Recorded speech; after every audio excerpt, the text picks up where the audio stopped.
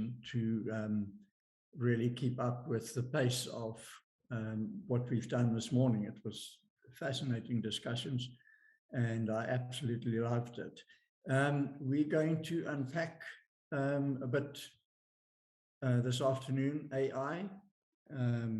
Everybody is talking about it, etc. It's on everybody's lips. Most people have tried it in some way. I think everybody has probably interacted with it, even if you didn't know that you have been interacting with it. So it's great to be able to finally tackle this interesting conversation. Thanks to Guidewire for being willing to set this up for us. We've got our keynote speaker, Federica Pisano, a solution consultant for analytics, EMEA at Guidewire. We've had some conversations around this session before, and I am very excited to hear what you're going to say about AI, everything around it, the considerations on fairness on AI, which is a big thing, and what can we expect from AI. So thank you very much for being here, Federica. Really look forward to hearing your presentation. Thank you very much for having me. I will start sharing my screen, and please do let me know if you're seeing it correctly. We are, thank you. Perfect. Brilliant. Thank you so much. And again, I am very looking forward to talking to you about trustworthiness in algorithms and make with you some consideration on the fairness in artificial intelligence. So my name is Federica Pisano, and as Tony just said, I'm a solution consultant for analytics in EMEA. And I am very looking forward to this session.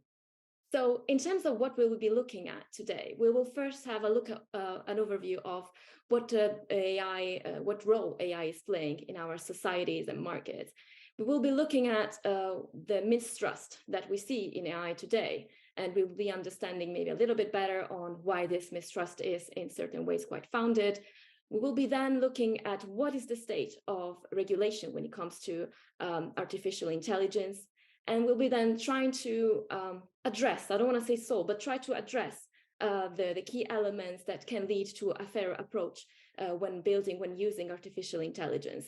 And also with you, take a look at what we're doing at Guidewire before reaching the final conclusions for today.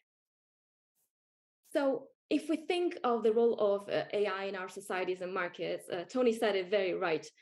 It's impossible for any of us not to have interacted with artificial intelligence in our daily lives, be that at work or even on personal lives. And what we're seeing, even in the arts, even in the output that we enjoy in entertainment, for example, with regards to the Sony World Photography Awards, one of the categories was awarded to Boris Elgerson, who then actually admitted that his image was built using generative artificial intelligence. We also saw, if any of you is a fan of South Park, that they've also been using ChatGPT to co-build one of the plots and actually elaborate on how ChatGPT was working in the love lives of one of the characters. But if we actually look at more concrete and daily work and daily activities for us every day, we see artificial intelligence playing a role in more convenience, for example, in retail with the company Take a Lot. We see conversational AI being used by companies in South Africa, such as Bolthail, to engage with customers in different languages that might not be available, since the African continent is so diverse, by big tech companies such as Microsoft or Apple. And we also see artificial intelligence actually helping tackle issues such as misinformation with companies such as Africa Tech, who fights misinformation and fake news in that regard. And finally, obviously, which is the big topic for today, companies and insurers such as Curaçao are already utilizing artificial intelligence to automate certain claims and to better manage processes for their insureds. So when it comes to insurance, there definitely are benefits that are already quite spread and acknowledged in terms of use cases. So for example, with regards to underwriting, better understanding what is a good or bad risk, price that risk accordingly, but also target our audiences better and understand if we need new products for those audiences. And when it comes to managing claims, definitely artificial intelligence can help assess the damage better or faster, for example, by analyzing images, but also support our customers, for example, by customer services and chatbots, as well as potentially identify suspicious claims. And there are positive elements also with regards to providing better accessibility of insurance itself. For example, utilizing behavioral data and telematics. So we are seeing, for example, younger drivers that are having better access to insurance and better prices because they are not just being priced on their age, but also on their behavior. And so those who drive better also are rewarded with better prices. So that's definitely a positive development for them and for those more vulnerable, more difficult demographics in general. But at the same time, we see mistrust rising in artificial intelligence. And if we look at the perception in insurance, a good testament to that is a global survey conducted by Rackspace that has been published in the Insurance Business Mag last March. And we see here quite a high level of polarization. So that, for example, the trust in AI has been now recorded as light for 42% of the respondents, whereas strong trust was for 38%. So really, really a small difference between the two. And this can be led, by different elements of it. One could be that those insurers that have invested in artificial intelligence are still reaping the benefits of it, are still kind of like finding their way on making AI more profitable and more rewarding to them. But another element is the fact that right now the developments in AI is so rapid. And at the same time, thank goodness, we see a lot of documentation by the media where AI can go wrong. And so the pitfalls are becoming clearer and more often documented. So this polarization definitely has a reason. And they are, as I was mentioning before, these reasons for the mistrust linked to risk that we are more and more aware of. And now today, I won't have the time, unfortunately, to talk about all the challenges that are linked to AI, which might, for example, also link to job displacement. But we'll be talking a little bit about data privacy. Obviously, with regards to the arts and the creative industry, there is a big problem linked to intellectual property. Very, very importantly, when we talk about misinformation, the problem of influencing behaviors and manipulate the end users. I believe that Sam Altman was at Congress maybe 2 days ago and talked about this interactive disinformation. So quite a scary term that coming from him, we might believe is real. And what we'll be talking about more today is actually the problem of discrimination. And this issue has been particularly enlightened by the researcher Joy Bolamwini, and probably you might have seen the documentary Coded Bias, where she reports the issues that she's been encountered with regards to code being quite discriminating of certain groups. And we also see charities such as Citizens Advice in the UK, who have been reporting last year that some of the pricing strategies using artificial intelligence have led to the discrimination of certain ethnic groups in the UK. So why is this happening? Now, I believe every one of you has been doing a little bit of research in AI over the last months, only due to the could it be also due to the arrival of ChatGPT? But if we look at the different moments in which these issues might occur, we obviously start with the data collection, since that's where everything begins.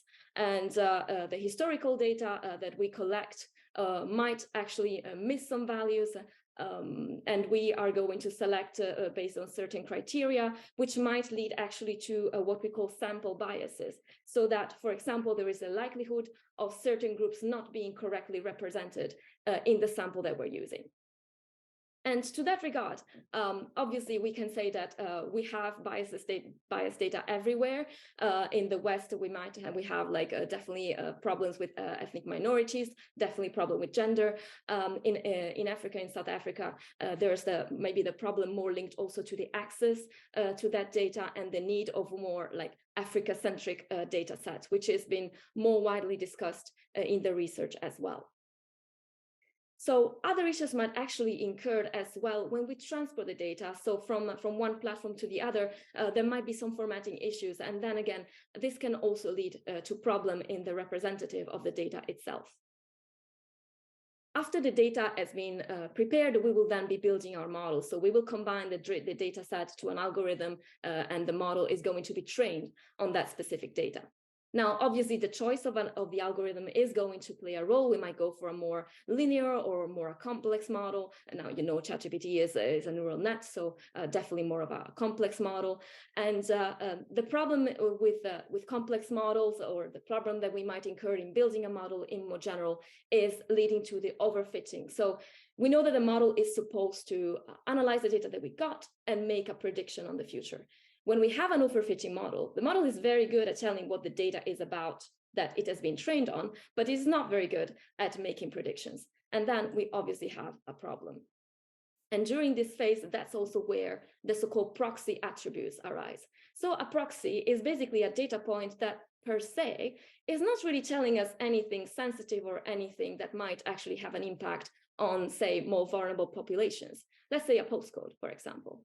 But that postcode can actually be telling of, for example, a specific minority, and therefore lead to a disparate treatment. So when the model makes the prediction, that's when we talk, or we can talk in the case when the model is flawed, of disparate impact and disparate treatment. So disparate impact is actually means that a certain part of the population is going to be treated differently. That is not, however, intentional. When we talk about disparate treatment, that actually includes a malicious intent of actually impacting that part of the population. But as we will see in the future, it will be more and more difficult to distinguish between the two, and insurers are going to be required to do that. So all along these steps, that's when we have the risk of biases occurring. And to talk about biases and say what they are, I will actually use a definition of the researcher Pullman in a paper he published last year, where he described biases as a significant and systematic output deviation from reality, that is from the population that we are analyzing, and it can lead to a disparate or unfair treatment of specific individuals or group. And so using those biased data, we can actually, unfortunately, create socioeconomic inequalities or exacerbate them. And that is a problem, obviously, because first of all, as insurers and as human beings, that's not what we want. We obviously want to be more accurate in our predictions, but we don't want to put certain populations or certain groups at disadvantage. But it is also a problem because there are consequences when things go wrong. And as we're seeing, the regulations are going to come for us, and rightly so, because that would be an unethical attitude and an unethical approach. So with regards to South African, there is no specific legislation when it comes to governing artificial intelligence yet. However, there is the Protection of Personal Information Act, which overlaps in a way the GDPR in the European Union. So it relates to processing sensitive data, and it relates to transferring the data, for example, in countries that do not protect that sensitive data. So this is already an element for which, for example, consensus is going to be absolutely key. But another very important element is the reputational damage and the trust of our audiences and of the public in general. And right now we're seeing that this trust is being increasingly jeopardized. We're seeing problems with facial recognition, which, for example, is going to be banned if it hasn't been banned already in the European Union. We're seeing HR systems that are actually being very biased and have been in the past discriminating, for example, towards younger generations or towards women. And finally, we have a problem of competition. That means that if we have not complied with ethics, if we're not actually considering a fair approach now, we might have to react to that. We might have to react to future regulations, and we might have to adapt, which means that our processes are going to be slowed down. We might have to arrest certain AI solutions that we might be implementing. And whilst we do that, other insurers and other competitors that actually have been considering this before, they might be gaining the opportunities, they might be gaining market share and trust from other insurers. So what is the state of AI regulations?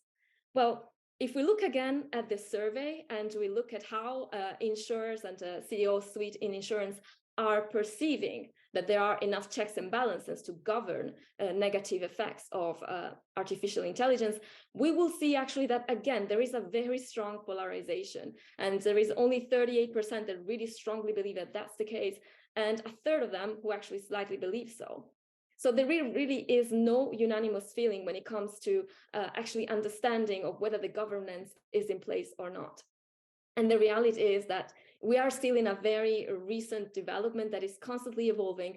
It's hard to actually keep track of it, and governments tend to be reactive on it. I found very interesting what Yoshua Bengio said, I believe, yesterday in an interview on the Financial Times. So Yoshua Bengio, for context, is a Turing Award winner. And he said, if we disagree as a scientific community, because as you know, there's been the letter of the future of life, there is actually a race towards artificial intelligence and a way of just trying to stop it or putting it to a halt for now. And what Professor Bengio said, if we disagree as a scientific community, it means we don't know. So obviously, we need to have understanding for the governance in place, because we are still all trying to figure out what this means for us as insurers and as a wider society. But looking at the proposal from the European Union, which is going to probably become law by June this year, we see already that there is a classification of the risk in artificial intelligence. That goes really from minimal risk. So, for example, the spam filters that we use every day, that's not going to need any further supervision, to what has been defined as unacceptable risk. So that is really against the value of the European Union, such as social scoring systems or chatbots that are manipulative. And also there is the high risk, which is probably going to be more of a gray area, and where third-party conformative, so third parties assessment, is going to be necessary. And that is going to be the case, for example, for things such as credit rating systems and HR recruiting systems, since these, of course, are going to have a massive impact on individual lives. And so their fairness is absolutely paramount. So other elements in terms of the latest developments from the world. So we saw, for example, that Italy, that's where I come from, so I'm a bit biased in reporting that, has just resumed the services of ChatGPT, but it had blocked it for a couple of months because there were some privacy concerns, which in fact, if we look at the media in more detail, had some reasons to be there. And we're also seeing that the United States are trying to get more understanding around the trustworthiness of artificial intelligence. And there is, again, a lot of debate, a lot of polarization. And the CEO of OpenAI, Sam Altman himself, saying, actually, we do need some further regulation. So coming from him, it's obviously quite an interesting statement. And so what is going to happen in South Africa? Well, we can imagine different scenarios. You probably have a better understanding, most likely have a better understanding of the market than myself, but there might be actually different developments. If the proposal of the EU becomes law in June, for example, this might actually set the standards for other parts of the world. But obviously, South Africa is also part of the African Union, who has the promulgation of AI laws and regulations. So it might be a hybrid set of regulations that takes the best and what is actually going to be most suitable for the country. But in the meantime, it's really important to state that apart, obviously, from the collaboration from the big tech companies who own most of the data and the large language models, there also are great grassroots movements who are really trying, both together in combination, alone or in combination with academia, to expand on the data literacy and the research exchange, and for more trust, basically, in artificial intelligence. And in South Africa in particular, we have Masakane, which is an association that as a community really helps foster the creation and the development of neuro language processing using different African languages and really focusing on ethical principles. So that's really interesting and really good to see for us also. I believe we have a lot to learn from you guys because they really talk about their own philosophy, the Ubuntu philosophy, and translating into openness of the research, into multidisciplinarity, into taking account of the research and also taking responsibility of it, but also very key data sovereignty. So they really state that Africans should be able to decide what data represents our communities globally, retain ultimate ownership of their data, and also know how it is used. So they really have a real focus on sustainability on that front as well.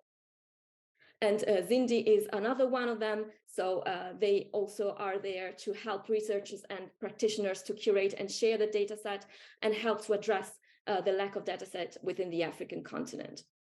So other communities and other collaborations include the Responsible Artificial Intelligence Network Africa, which is a collaboration, for example, between the Kwame Nkrumah, sorry for the pronunciation, University of Science and Technology in Ghana and the Technical University in Munich. So there is a lot going on, and I really hope that these movements and this association really help and are listened to when contributing to fair AI. But looking at more from a practical perspective, what can we look at when we want to build a fairer approach in artificial intelligence? So in terms of best practices, this is what we are seeing as the most spread and the most spread principle. So first of all, obviously, the most important thing is inclusion, right? So making sure that there is a discussion that includes all the stakeholders in terms of the goals and the limits of the use cases that we have in mind. And when we look at the data sets, we also verify how representative they are, the potential under or misrepresentation, and address them directly when using our data set. Thinking of the use case again, we want to make sure that the rules are defined in terms of what our objectives are and detect the potential gray areas in there so that every risk of being unfair is addressed proactively. And I mentioned the white team discussion, and I will want to be a bit clearer on that, because that means that everybody really is responsible for the outcome of managing biases as an insurer and as a company wider. So really making sure that not only the data scientists and the actuaries are responsible for that, but that product governance is involved, obviously IT is involved, and very importantly, social scientists, since these are the guys that really have a better understanding of ethnic minorities and the impact that a certain use case might have on them. And coming to the conclusion, stress testing the solution in real scenarios and using synthetic data, for example, when you're using more sensitive information is absolutely key. And last but not least, this is something, again, where we're seeing a lot of developments and a lot of evolution, is the rise of independent institutions that really help verify the solutions that are in place and make sure not only that there are no biases and that biases are managed correctly, and give suggestion on how to improve a solution with regards to fairness and trustworthiness. So let's get back to our original 3 key elements in terms of building AI. So when we start with collecting the data, we can start, for example, testing that data, that historical data. And if we understand that there is some misrepresentation, some underrepresentation, there are some prepping algorithms that help us limit that. But very, very importantly is also to communicate with our stakeholders. And let's say, for example, that we are testing a certain solutions for drivers and we're providing them with a score. So first of all, let's help them understand how their data is being used in a clear and concise way. You know, all the terms and conditions, nobody really reads them.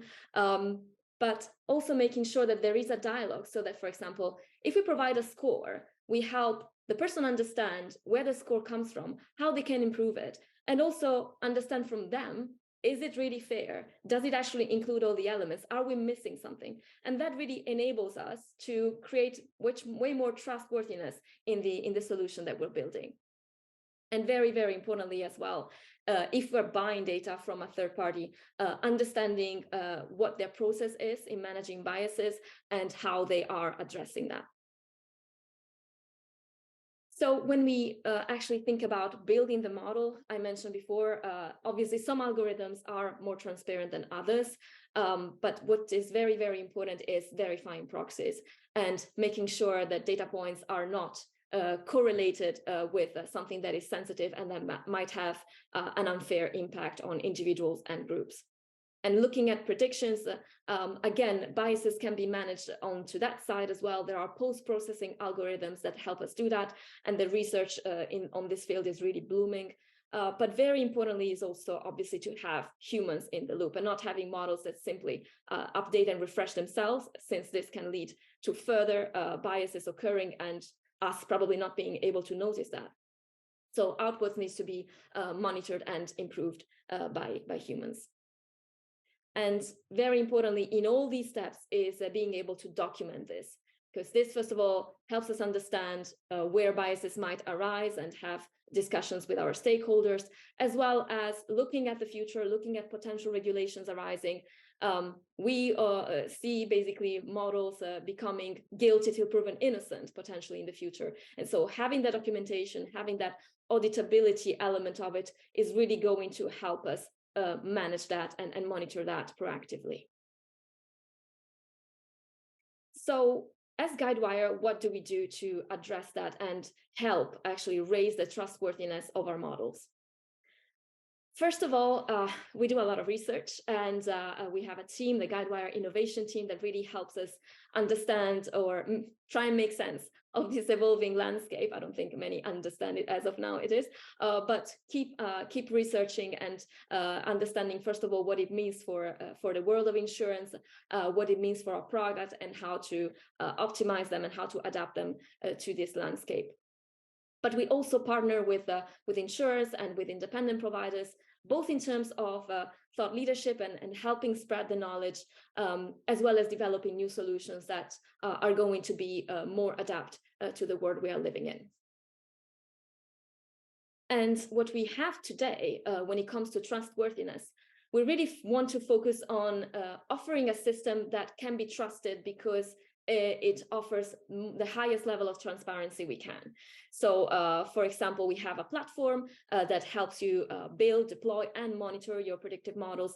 And really at basically each stage of the model development, it is possible to download for the data science team things such as the predictor interactions, which you can see here on the screenshots, understanding the influence they have on the model, both in univariate and multivariate function, and really start getting a sense, for example, are there any proxies? Are there any things we need to consider? And this can help, again, in the documentation and auditability process and in managing biases more proactively. But also from an end user perspective, when we look at our core system, we want these models to be transparent and trustworthy for everybody who's using them to make decisions. And so what you can see here is one of our solutions that has been triggered by a specific claim in Claim Center. And so the person, the end user, the adjuster is not going only to see the final recommendation, but also the different predictive factors that give us the reason for that specific recommendation. And so the idea is really to give the people who are working on the claims and the policies and the submissions a fuller understanding, a deeper understanding based on their data, and can make decisions that are actually more data-based and with more confidence. So to conclude, well, first of all, if we had to summarize all this, really important to actually focus on data quality to achieve more fairness, and to actually consider, is my data really representative of the population that I'm building this solution for, and making sure that our values are reflected in the model. And that obviously include our own data as well as third-party data. When we come to the model deployment, we want to make sure that there is a critical review, and that there is a continuous monitoring of the outputs, and so that enables us to actually manage and detect biases in a more proactive way.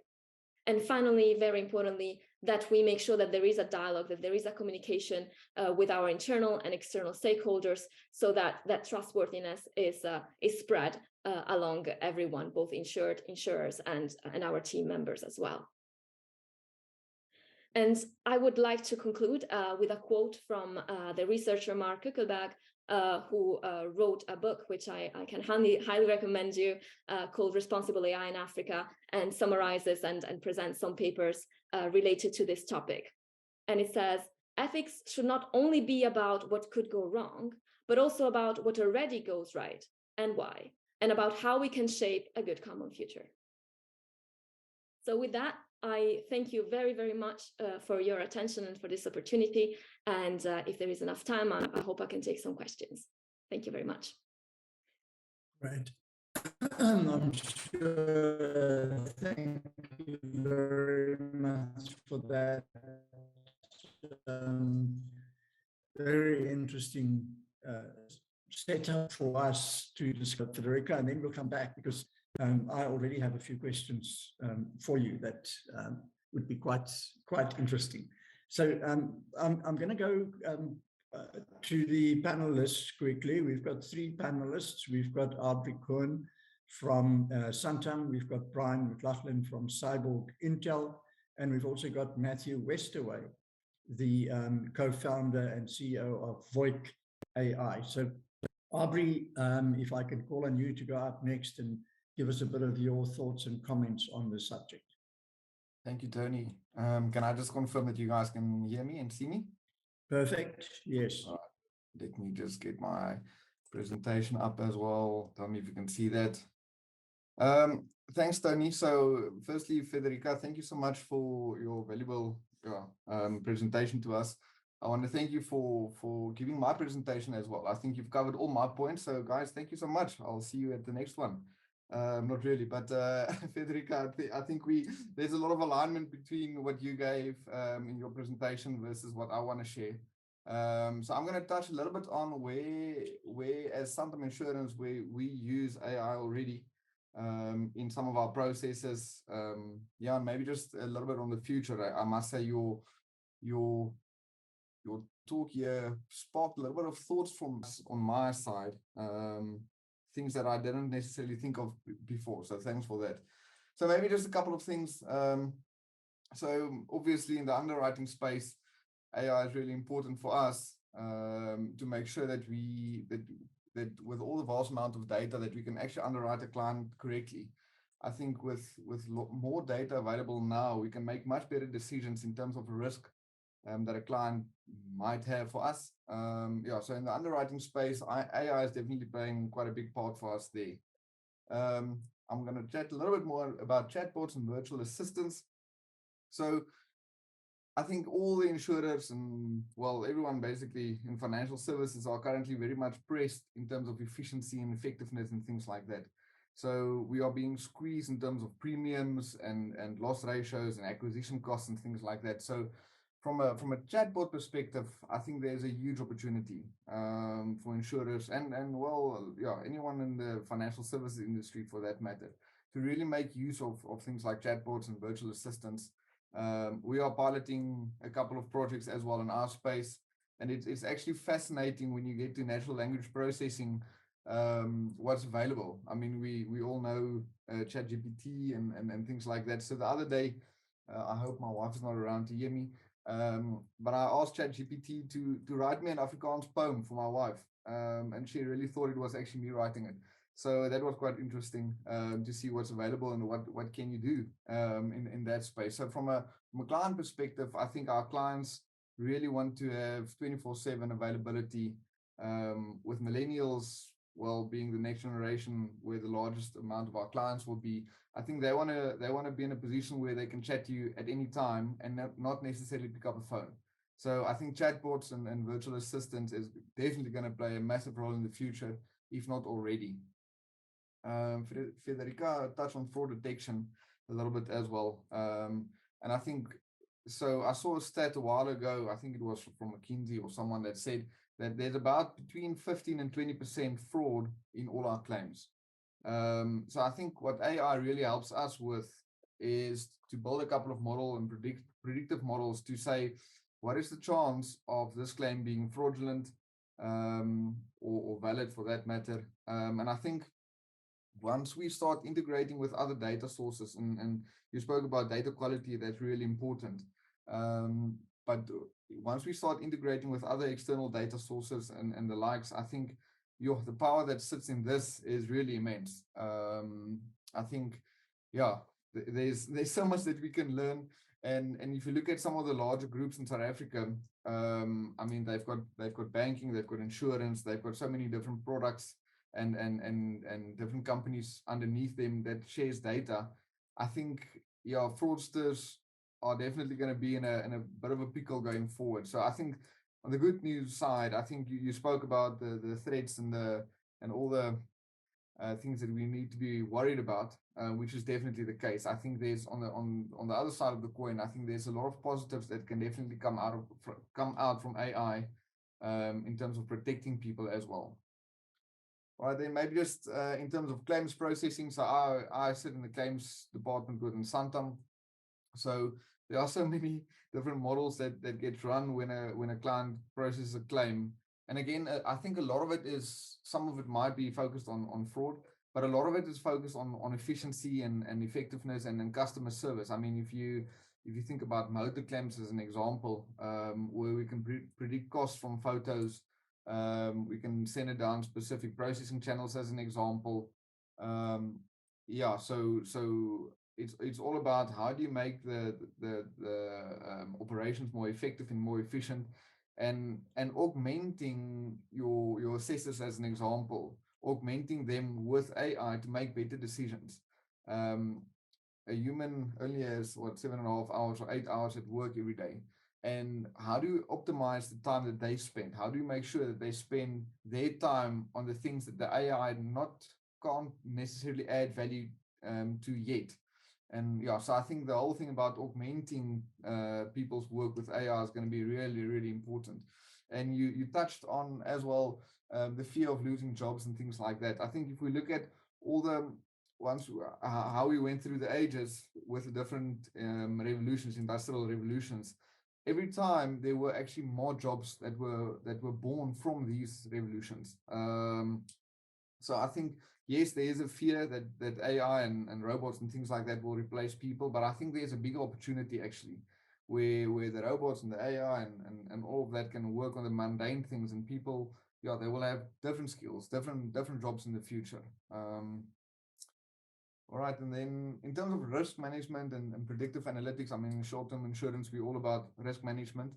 But I think for us, ideally, from a claims perspective at least, a claim that never happened is the best claim, right? So if we can prevent claims from happening in the first place, I think that's where a lot of focus is being spent on at the moment. And yeah, if you look at IoT, I think IoT and the other part of it, the artificial, the AIoT, the artificial intelligence of things, I think that's really a really exciting space to be in, where you can actually prevent catastrophes and risks from happening in the first place. So from a risk management perspective, I think, yeah, IoT and artificial intelligence working together, I think is going to be, yeah, a fascinating thing for the future. And yeah, as I say, from our side, we are working on a couple of POCs and things like that in that space, and I'm pretty sure the other insurers are doing the same thing. And then maybe just the last one that I want to quickly touch on is the whole thing about hyper personalization. I think what they say, data is king, but it's actually not data. It's not data. It's how do you use the data that you've got to your disposal that's actually going to make a difference. And again, the client of the future is not, we need to do something more than just, from an insurance perspective, more than insurance. We need to be able to give a specific client a specific product that he needs, customized to his own circumstances and to his requirements. So I think hyper personalization is critical for the future. And in terms of recommendations, I think cross-selling and upselling and things like that. Once you know the profile of a client, I think it's going to really help how we sell to different clients in the future, and how do we reach them, as an example as well. Maybe just one last thing, Federica, that you touched on, and the one that I haven't thought about is you spoke about bias, and how you prevent bias that you shouldn't have. I think an interesting thing is, how do we work with something like the Competition Commission as an example in South Africa? How do you make sure that your models and your algorithms are not biased towards a certain grouping of suppliers or whatever? I think that's going to be an interesting one. When you spoke about bias, that's something that I haven't really thought about. But your bias is definitely going to be interesting to see how we approach that from a supplier perspective. That we make sure that there's equal and fair opportunities for different suppliers, specifically in South Africa now, in our context. So this is just 6 points. By the way, I asked ChatGPT to help me with the presentation. See if you see any spelling mistakes, it's coming from there. But yeah, that's maybe just a couple of points from my side that I thought is interesting that's happening in our space in the insurance industry. Aubrey, thank you so much. Thank you for that. It was very succinct, clear. We can see what you guys are doing with it, etc. Again, some of the questions coming out that I'll leave for a bit later. Let's see how we go with timing, but thank you very much for that. Bryan, thank you so much for joining us.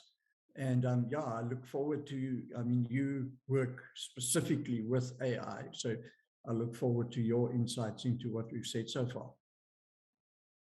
Thanks, Tony. Can you hear me clearly? Yep. Yeah, we can. And thanks to Aubrey and Federica. Federica, I think that was probably the best presentation I've seen on some of the risks of AI. So thank you for that. At Cyborg Intel, we're really trying to address three problems in AI for financial services. The first is one of talent and skill shortages. The second is one of time. Many AI projects take a long time to deliver, and especially to go live, which brings with it higher costs than necessary and higher risks. And then the third one, which I'm going to spend a bit of time on, is the problem of trust. I think, Federica, you've laid out exactly what the key issues are for insurers. In terms of trust, we really have a twofold approach to this at Cyborg Intel. So before I go into that, I just want to say we work with insurers at the moment on dozens of business cases. Sorry, should I continue? Yes, continue. It was just a blip. Okay. What I was saying is that we work on dozens of use cases. The most common in South Africa is marketing, reducing acquisition costs. You really can market to one. That's really the hyper-personalization that Aubrey spoke about. We do a lot of underwriting work, a lot of claims work, a lot of premium collection work, to improve premium collection, fraud detection and anomaly detection, customer retention, and NTUs would be the most common ones in South Africa, but there are dozens of others that we work on elsewhere. So with that background, just to talk a bit about how we tackle the trust issue, I think first and foremost, transparency is probably the best way to build trust. So from a transparency perspective, everything we do on our platform is fully explainable in plain business English, both at a model level, very similar to what Federica showed earlier at Guidewire, where you can see exactly which variables are driving the model, and then also at an individual decision level. It's no use saying to a customer, we've declined your claim, and when they ask why, you tell them it's because the machine said so. You really need to have really good reasons at an individual decision level. And that is explainable in plain English real time with our platform. The second is aspect of transparency is documentation. Everything that happens on the platform is documented and recorded and auto-documented, so that once a model is built, for instance, or when it is deployed, we can produce documentation that can be read in plain English that shows exactly what the machine has done, exactly which algorithms were used, exactly which features were used. So to prove that, for example, race or gender or postal code wasn't used would be a very simple, quick exercise for us. It would take a few seconds. So that transparency is important, and those documents can be provided to regulators, to internal risk committees, or to the data scientists themselves that are working on the platform. The third aspect is that the data scientist or the person implementing the machine learning algorithms is in full control of which features are selected right up front. So every single feature that is selected is in their control, so they can deselect features such as race or gender. In addition, the methods used for missing data, they're in full control of, to try and avoid some of the bias issues that Federica described earlier. And then the last is that we have an entire module dedicated to model risk management. We proactively identify drift in data, because as you know, if you've got rubbish data in, you're going to get rubbish results out. So if the data is changing, which could be, it could be due to an error, but it could also be customer behavior changing. So for example, at the moment, interest rates have changed quite a lot in South Africa. That's had significant impacts on customer behavior in financial services.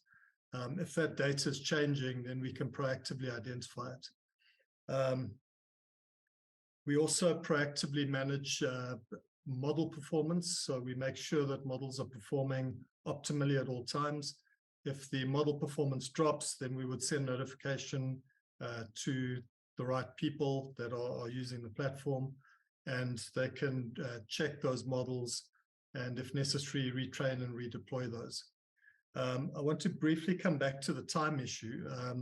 If you have a fraud model, for example, that fails, and it's going to take you weeks or months to redeploy that model, you could lose a lot of money in the meantime.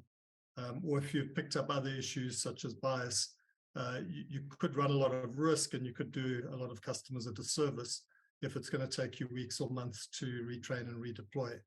I mentioned the time issue earlier. Most of our AI projects end-to-end, from data preparation right through to deployment, are about 2 to 4 weeks. Once the models are deployed, we can typically retrain, retest, and redeploy those models within a few hours. So if a model fails, you don't need to live with a failed model. You can replace that model within hours, which can reduce risks significantly as well. I think those are the key points that I wanted to cover around the trust issues, unless there are any questions. Thanks, Bryan. I think there will be questions, and I think we'll get to them just now. So thank you for that. It's building on the conversation and adding to that, making sure that we've got a lot to discuss at the end. Not that you are less important, Matt, but you're the last one on the channel here. Matthew Westaway, co-founder and CEO of Wake AI. Matthew, thank you very much for joining us. I look forward to your perspective.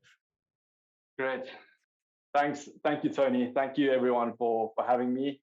As Tony mentioned, I'm one of the co-founders of Voice. So we pronounce it Voice. In financial services, trust is rather low. And the best way to increase that is to make sure that more interactions are handled with consistency and care. So as you'll know, if you call your insurer, the calls are recorded. Only a small portion of those, 1 or 2%, are genuinely reviewed for quality assurance. And with our platform, we use AI to make sure that 100% of them are reviewed. Now, our mission is around fairness. But we acknowledge that the algorithms we use are not always fair. So there's sort of three key aspects around that, which I want to share with us today. So the first one is everything is based fundamentally on transcription, right? And transcription depends on the dates that the transcription was trained on. Now, in South Africa, we've got 11 languages, and on our platform at the moment, we're only working on English language. Now, that is a decision we took for the fundamental reason that we need to make sure that the accuracy is at a level where we can trust the results. Our English accuracy is at about 88%. When you look at our experimental models in Afrikaans and Zulu, we had about 64% for Afrikaans and 56% for Zulu. So we haven't put those into production because on our end, if you can only understand 50% of what is said, then that's not fair. So we're actively working to increase the accuracy of those models so we can release them.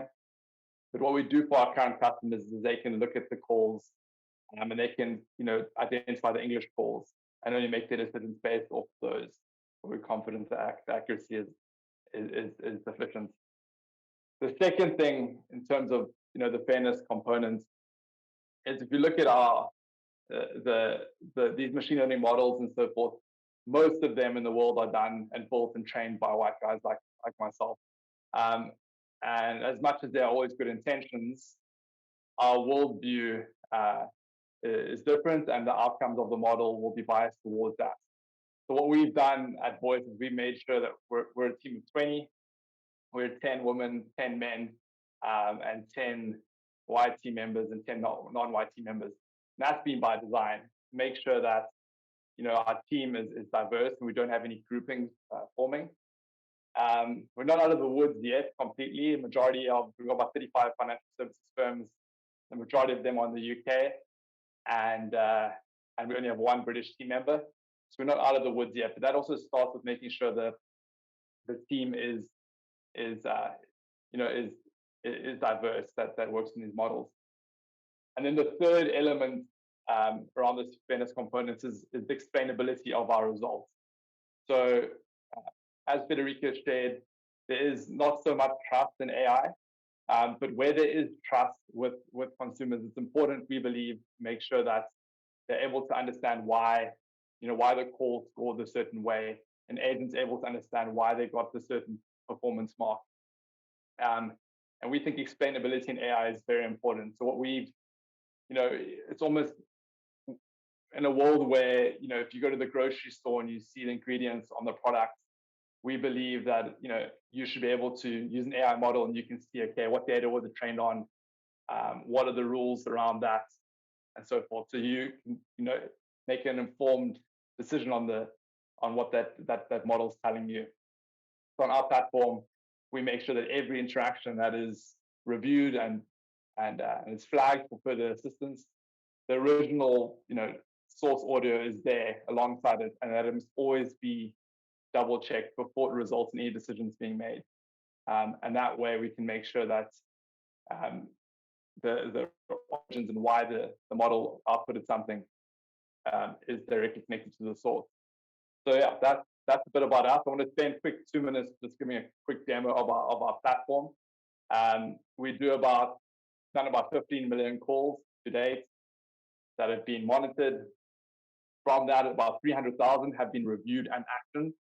So what does that mean? That means that from the 15 million calls, 300,000 had an issue, resulted in an alert going off to a team leader or a quality assurance member to double check that call and then make sure that the loop is closed and that if there's coaching for the agent, that it's done, or if the customer needs further assistance, that it's given. So I'm going to share my screen. What I'm going to show you is our platform. I'm just going to show you one phone call. All right, so this is our platform. It connects into any telephony system. We can see here that the call has been fully transcribed. What we do is we pick up the speakers, speaker 1, 2. We can see that there's emotions, call started off and excited, and then there's a bit of frustration. We can see there were some alerts that were triggered. So the client often speaks to the manager. We can see the client was saying that they've been waiting for a callback. At the end of the call, they said they wanted to go to the ombudsman. One of our clients, Momentum, in the first year, we reduced ombudsman complaints by about 27%, 34% in the second year because of these proactive alerts. Score 33% in terms of quality and a failure in terms of quality. Now, as a quality team member, you're able to just hone and say, okay, there was a complaint, let's go listen. I'll give it again, but I want to speak to somebody senior there. I'm sick and tired of this thing dragging on for week after week after week. So that's an alert that's triggered. And then we can also see here how the call performed in terms of the scorecard. So the call recording disclaimer was missed and the client wasn't authenticated. And then a workflow can be kicked off to make sure that that client gets further assistance. So we're quite proud. I mean, I went to Manchester for a day trip on Tuesday, and that morning a client had someone phone them who disclosed that they've got depression and they're unable to pay back on their account. Alert went off to an individual who then made sure that the client got further assistance. So that's a bit about that. Thank you, everyone, for having me. Looking forward to the discussion now. Thank you very much, Matt. I would love to see more about that, but that's for another day. Yeah, fascinating discussion. So I want to sort of throw the cat amongst the pigeons a little bit and say, by nature, humans are biased and we are not fair. In it, we are biased. But Federica, and maybe we can start with you with that. Isn't there a case to be made that sometimes we need to be biased to be fair? And are we going to now get to a very clinical process where the AI becomes clinical because we want to try and be completely fair and not have any bias, and therefore there's no room for deviating from the rule, so to speak? It's a very good question. And I personally think, are we going to get to a clinical level? I am not sure, because as you say, we're still humans, and there is going to be a level of bias. Again, I have nothing against a positive bias, so that, for example, an extra vulnerable person actually doesn't receive something that is the same as that somebody who's not, for example, having problems with their health. So again, not all biases are bad biases for sure, but again, that kind of reinforces our idea that the algorithm helps the humans make a decision, and so there is there should be that clinical element, so that even if the algorithm is making a prediction that does not discriminate, then the human can say, for example, this person should actually have access to that specific insurance despite their vulnerability, because it's just the right thing to do. So that would be my answer to the question. And just from your side then, Matt, in terms of the fairness, when you talk about your alerts that are being picked up and that sort of thing, does it take into account the sort of the differences in when is the person being unreasonable? In other words, you can be fair by being direct, or do you take those sensitivities into account? Great, thanks, Tony. That's a great question. So what we've done with our alerts is we've made it the responsibility of our clients to set them up, because we don't know the context of their customer base, how they operate, what type of customers they serve. So they do the configuring of the alerts and making sure that it's tailored towards their customer base. I'll give you an example. Some of our debt collection clients, most customers are vulnerable there because they've got low resilience, they're struggling to pay back their debt. That would trigger an alert in every single call. But for them, what's more important is finding out the customers that have other forms of vulnerabilities. So they then configure it accordingly. And then we also make sure that every alert is reviewed by someone before a decision is taken. So it has to be checked and made sure that there's a human in the loop. Maybe just to ask a question, and I think I'll come back to Bryan as well with this one, but let's start with Aubrey and just ask, because this bias and the fairness thing, I think it's an essential element of AI, and it's a very broad, as you are now saying, you know, most of your clients in the UK, now you're coming here, then there's a whole big difference. So there's a huge picture in this. So maybe just to make it a bit more practical, and for instance, ask Aubrey, so if we have a demographic group, let's say in South Africa, that are more prone to diabetes, as an example. In other words, here you actually have to isolate them when based on race, or based on a demographic group, or based on whatever that category is. In other words, you're bringing a bias back in. Do we still see that as a bias, or do we not? How do you deal with it currently in what you're doing at Santam? Yeah, that's an interesting one, Tony. So I think you're really putting me on the spot here.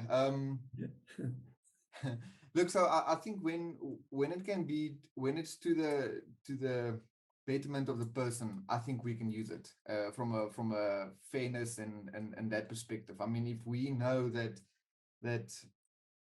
to latch onto your point, white Afrikaans guys from the Free State who supports the Blue Bulls, as an example, if we know that they've got a tendency to be more sufferers of strokes or whatever, for whatever reason in the life space, and we can help them and give them advice to change their lifestyles. Or I mean, if you look at spend records and you see that this guy is spending a lot of money on fast foods and things like that, I think if you can help the person to improve his life and to reduce his own risk, I think that's probably fine. I think where it becomes a problem is if you start repudiating claims and things like that, and the bias is used to the detriment of a client. I think then from a TCF perspective, probably I think you might be in trouble.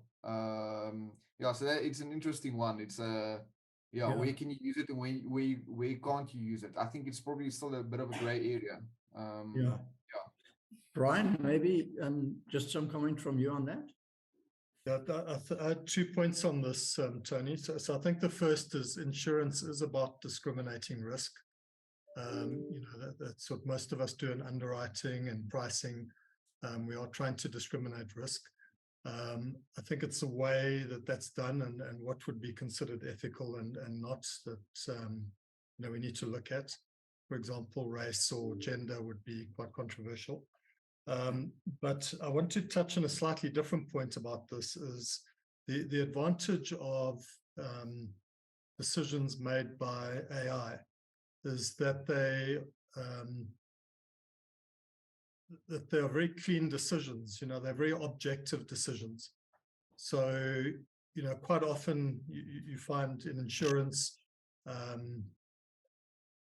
especially when intermediaries come into play and they're dealing with customers directly, you find that, human feelings and bias comes into the way applications are presented, and therefore how insurance is underwritten, how it's priced, and even at claim stage, we pick up quite a lot of that.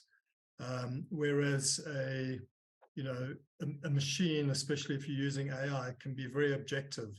You make a decision to approve at a certain price, and there's no kind of human feeling about, or human bias coming into whether this person should be underwritten or not underwritten.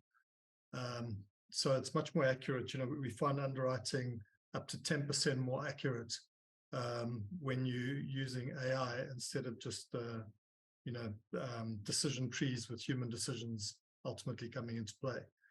Same thing on rate. Quite often people will appeal rates.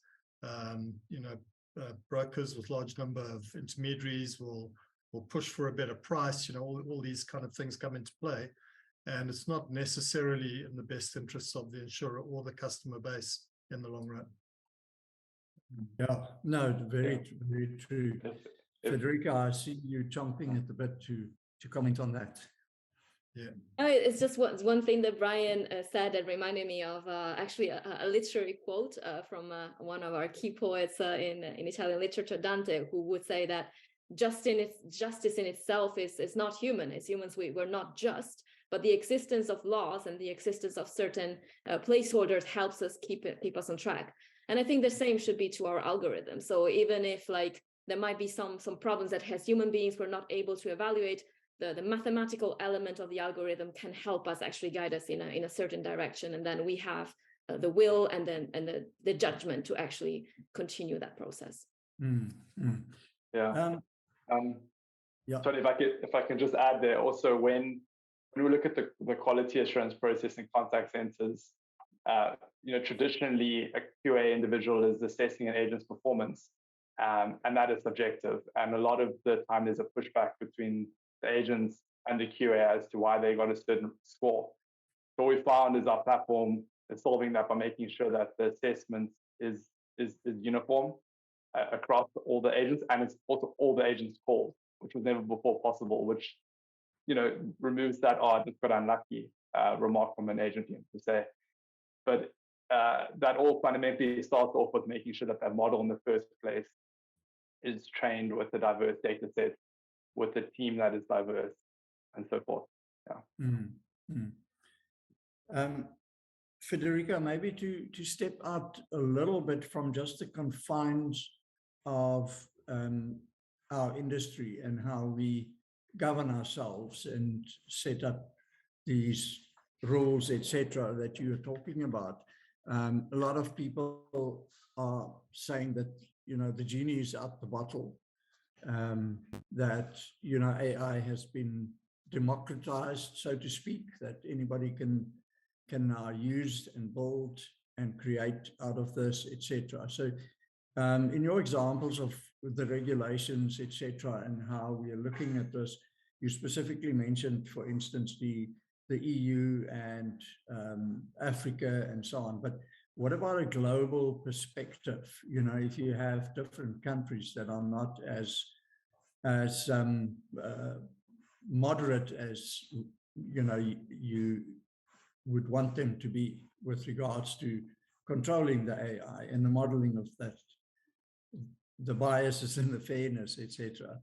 How do we work with that in the sort of greater scheme of things?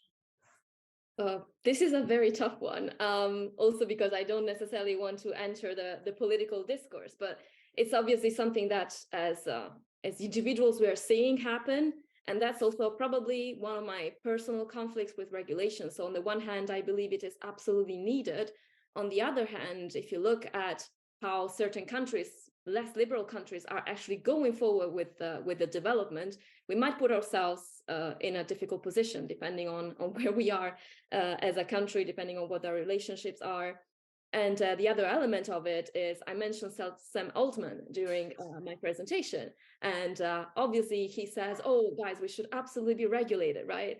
But coming from him, is it saying it really because he wants it to be regulated, or because all those smaller startups are actually going to be impacted, whereas he might be in a privileged relationship then with the US government?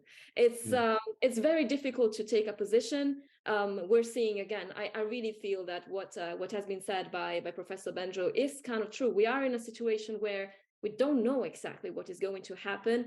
This must go on. We can't really completely stop it. Even if we wanted to, it wouldn't be possible. And so again, I believe the only answer to this is making sure that this happens within a dialogue, that the grassroots movements are taking into considerations, that the governments try to step up without necessarily blocking, but mainly, I believe that what the European Union is doing is also providing sandboxes for the development. The question that I would ask is, like, how easy or difficult is to have access to those sandboxes? So yeah, it's a really complex topic that we're discussing. I would love to hear the other panelists on their views on it. Sorry, Bryan, your thoughts? Just come back to, I think transparency is key. If everyone can see what machines are doing, then it's less open to abuse. So yeah, our view is transparency is key to build trust. everywhere that AI is used. Yeah. Maybe just ask, there's a question here from the audience, and I think maybe both Aubrey and Aubrey, maybe we can start with you, and then we can move on to Matt. Peter van der Merwe asked, what will be the major shifts in the next 5 years that will make personalization more personal?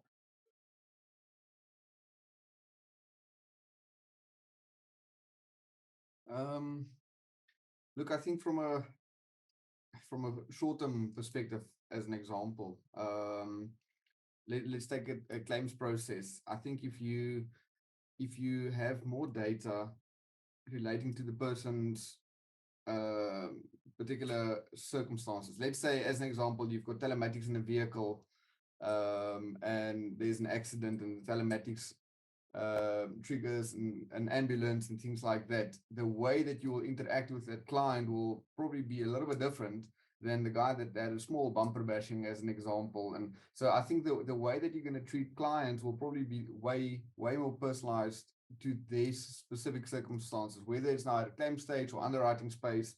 Yeah, so I think now that, as I said earlier, data is great, but if you can't do anything with it, it's not going to help you. So now that we've got more predictive analytics and things like that sitting on a whole host of data, and you can have a better view of the client, I think the way that you're going to treat him, and the way that you're going to not necessarily treat them from a TCF perspective, just the way that they expect it to be treated. As an example, if you know that your client favors communication through WhatsApp or a channel like that, why will you phone him, as an example? I mean, we all get these, the companies calling us to sell us something.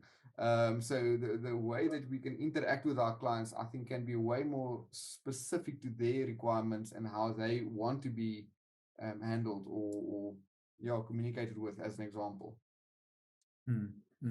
Matthew, from your perspective, because obviously you use the feedback that you're receiving to change the conversation so that you don't get to that stress point, or if I'm assuming correctly. Yeah. So if I take a step back, in the whole AI concept, when we started, is AI about automation, or is it about augmentation? And we went the augmentation route because there's a lot of things that the AI can get wrong. And we've seen that. So we've always said, okay, well, let's support the user, and they're the ones who make the final decision. They then also implement into that feedback loop, which helps us improve the models that supports them better. So it is a feedback loop, and it's very important that there's always a human part in that loop. A user of our software is making a decision based on the model, and then feeding it back into the model. Okay, so the AI model gets constant further data to update itself, which is not just data that it creates itself. A trivial example is a false alert. If an alert goes off and it's because of a transcription error, or if it was a remark said by the agent instead of a customer, that would be marked as false. That would come back into the feedback loop. The next time the alerts, have less incidents of that nature. Mm-hmm.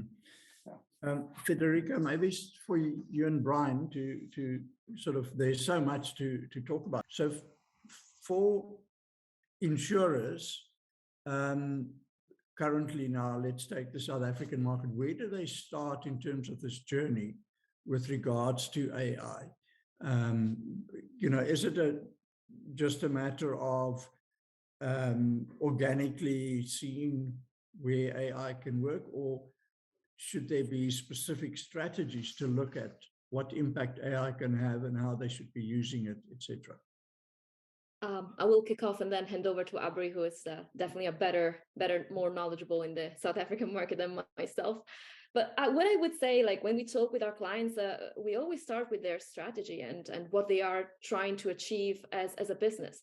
And that usually helps understand, okay, what is the use case that is going to be more useful to you?